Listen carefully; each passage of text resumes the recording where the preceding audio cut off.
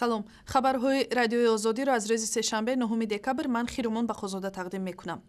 дар ҷамоати Симиганҷи ноҳияи Ваҳдат 5 узви як оила бар асари заҳролудшавӣ аз дуди ангишт ба ҳалокат расиданд. 4 нафари онҳо кӯдаконе аз 3 то 7 сола буданд. вазорати умури дохилии Тоҷикистон мегӯяд, ки ин ҳодиса шаби 7 ба 8 декабр дар манзили зисти хонаводаи Маҷидовҳо рух дод. ҳамроҳ бо фарзандон модари 29-сола Насиба Маҷидова ҳам ҷон додааст.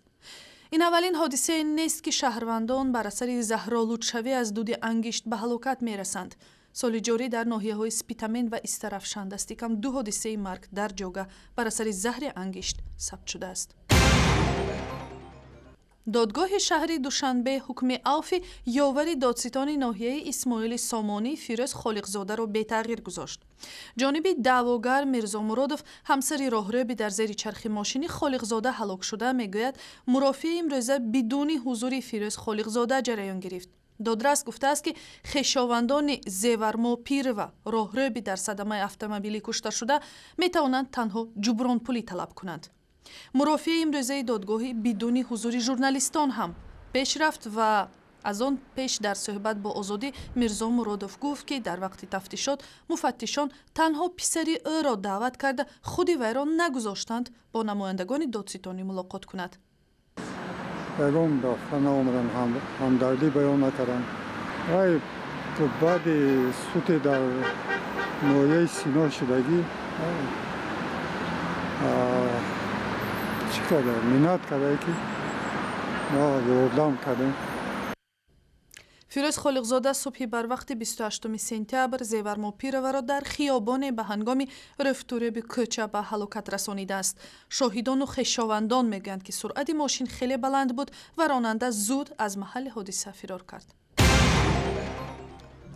баъди 2 рӯзи таркиши пуршиддати цистернаи гази моеъ дар як нуқтаи бензинфурӯшии маҳаллаи 9 километри Душанбе, тафтиши ҳодиса идома дошта, ҳанӯз хисороти молии ин таркиш ҳисоб нашудааст.